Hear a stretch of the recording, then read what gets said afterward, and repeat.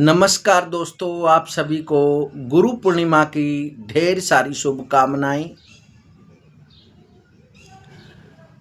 दोस्तों, हर वर्ष आषाढ़ मास की पूर्णिमा को गुरु पूर्णिमा का पर्व मनाया जाता है और इस दिन विशेष अपने अपने गुरु का पूजन किया जाता है और जो कि इस दिन विशेषकर गुरु की पूजा करके उनका आशीर्वाद लिया जाता है। तो पूर्णिमा के दिन ही गुरु पूर्णिमा क्यों मनाई जाती है आषाढ़ मास में, और गुरु शब्द का क्या अर्थ है, और हमें गुरु किसे कहना चाहिए, कौन हमारा गुरु है। तो आज इस वीडियो के माध्यम से आपको संपूर्ण जानकारी प्राप्त होगी। सबसे पहले कि गुरु कौन होना चाहिए, गुरु का क्या अर्थ है। गु का अर्थ है भारी और रू का अर्थ होता है त्राण करना, अर्थात जो भवसागर से पार उतरने का मार्ग बताए उसे गुरु कहते हैं। यूं तो हमें अनेक क्षेत्रों में अलग अलग गुरु मिलते हैं। जब विद्या अध्ययन के लिए स्कूल में प्रवेश लेते हैं तो हमारे को विद्या प्रदान करने वाले गुरु मिलते हैं, जो हमारे को शिक्षा रूपी भवसागर से पार उतारते हैं, वो हमारी शिक्षा के गुरु हैं। जब शिक्षा के क्षेत्र से निकलकर गृहस्थ जीवन में प्रवेश करते हैं तो समाज हमारा गुरु होता है। समाज से हमें बहुत कुछ सीखने को मिलता है। समाज ही हमें समाज के रीति रिवाज, समाज में रहन सहन, बैठने उठने का ढंग, वह किस प्रकार हमें रिश्तों को रखना चाहिए, यह सारी जानकारी समाज ही देता है। वैसे तो हमारे सबसे पहले माता पिता गुरु हैं, जो हमें संसार में लेकर आए और हमें हमारी माता जो शब्द बोलते हैं वो हमारी माता ने सिखाया, पिता ने सिखाया। हमारे रिश्तों की पहचान उन्होंने करवाई। चलना हमें माता पिता ने सिखाया, बोलना उन्होंने सिखाया। तो हमारे सबसे पहले माता पिता ही गुरु हैं, उन्हें प्रणाम करना चाहिए। दूसरे गुरु हमारी शिक्षा के गुरु हैं, जहाँ पर हमें शिक्षा प्रदान की, जहाँ पर हमारे को शिक्षा मिली, वो हमारे शिक्षा के गुरु हैं। क्योंकि यदि हम शिक्षा प्राप्त नहीं करते तो फिर इस संसार के जो भी ज्ञान है वो हमें प्राप्त नहीं होते। तो इसलिए जो स्कूल से हमें मिला है, जो विद्यालय से मिला है, तो वो हमारे शिक्षा के गुरु हैं। जब समाज का ज्ञान हमें को समाज के बारे में प्राप्त हुआ, समाज में रहना, बैठना, उठना, अनेक प्रकार का जो ज्ञान प्राप्त हुआ, समाज भी हमारा गुरु ही है। जब शिक्षा के क्षेत्र में, रोजगार के क्षेत्र में, व्यवसाय के क्षेत्र में आगे बढ़ते हैं तो हमारे सीनियर हमारे गुरु होते हैं, जो हमें उस काम के बारे में बारीकी से जानकारी देते हैं, उस कार्य के बारे में जानकारी देते हैं। तो वो हमारे बड़े गुरु हैं।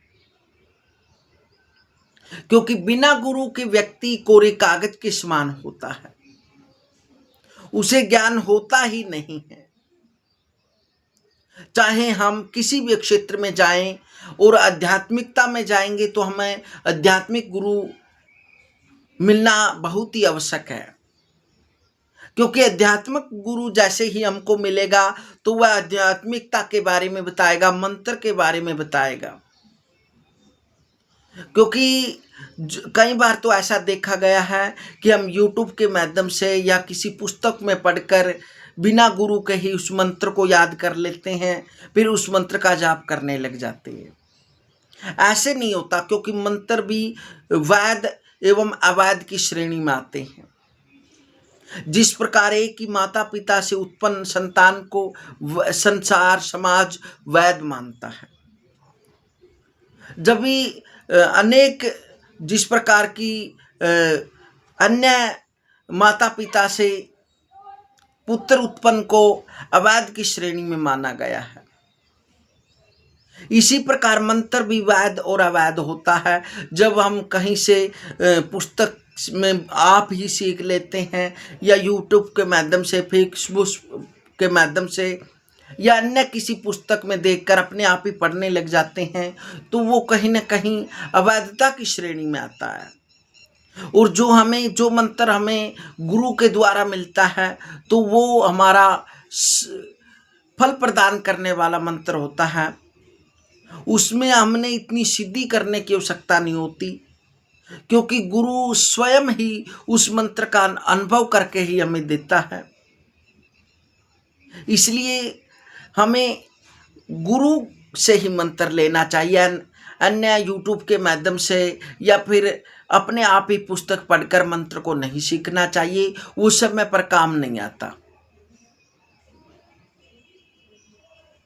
क्योंकि जिस प्रकार किसी से बोल दिया जाए कि पुस्तकों में जो लिखा गया मंत्र है या फिर यूट्यूब का मंत्र है, उसमें क्या अंतर है?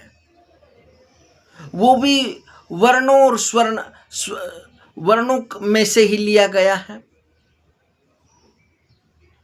स्वर व्यंजन में से ही लिया गया शब्द है।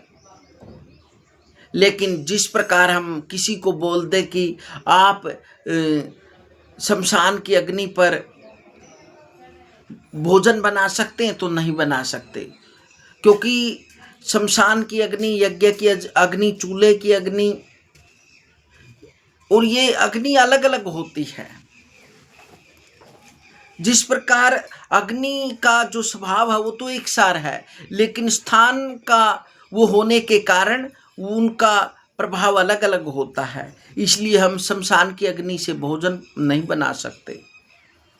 इसलिए यज्ञों की अग्नि है जो वो अलग होती है, चूल्हे की अग्नि होती है वो अलग होती है, शमशान की अग्नि है जो वो अलग होती है। दहकता वह शक्ति तो एक सार होती है, लेकिन उनमें अंतर होता है। उसी प्रकार गुरु द्वारा दिया गया मंत्र ही सफलता प्रदान करने वाला होता है। वही हमें कहीं ना कहीं अच्छा शुभता व फल प्रदान करने वाला मंत्र होता है। और वैसे भी जो आषाढ़ मास की पूर्णिमा है, इसे व्यास पूर्णिमा या गुरु पूर्णिमा के नाम से जाना जाता है। प्राचीन काल में विद्यार्थी गुरुकुलों में शिक्षा ग्रहण करने के लिए जाते थे और वो अपनी श्रद्धा भक्ति के अनुसार गुरु का पूजन करते थे और उन्हें गुरु दक्षिणा देते थे।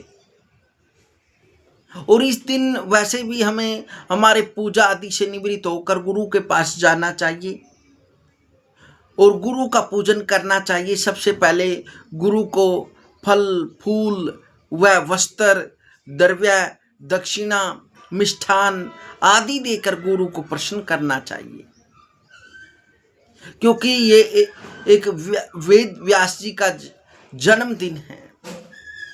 और जो भी हमारे गुरु हैं, उन गुरुओं को भी हमें वेद व्यास का ही स्वरूप मानना चाहिए, क्योंकि जो वेदों का ज्ञान देने वाले हैं हमारे जो प्राचीन गुरु, वो वेद व्यास जी हैं। और गुरु का आशीर्वाद वैसे भी कल्याणकारी और शुभता प्रदान करने वाला होता है। तो इस दिन विशेषकर गुरु का पूजन का विशेष दिन होता है। जो भक्त इस दिन अपने गुरु का आशीर्वाद लेता है तो उसके जीवन में शुभता प्रदान होती है, शुभता मिलती है। वैसे तो हम हर कार्य में, हर पूजा में सबसे पहले गुरु का ही ध्यान करते हैं, उसके बाद ही हम पूजा कार्य या कोई भी कार्य प्रारंभ करते हैं। तो विशेषकर गुरु पूर्णिमा के दिन जो आषाढ़ मास में आती है, इस दिन विशेषकर गुरुओं का पूजन करें। जो हमें गुर देते हैं वो गुरु हैं। जो हमारे अंदर का जो अंधकार है वो मटे दे, वो गुरु होता है।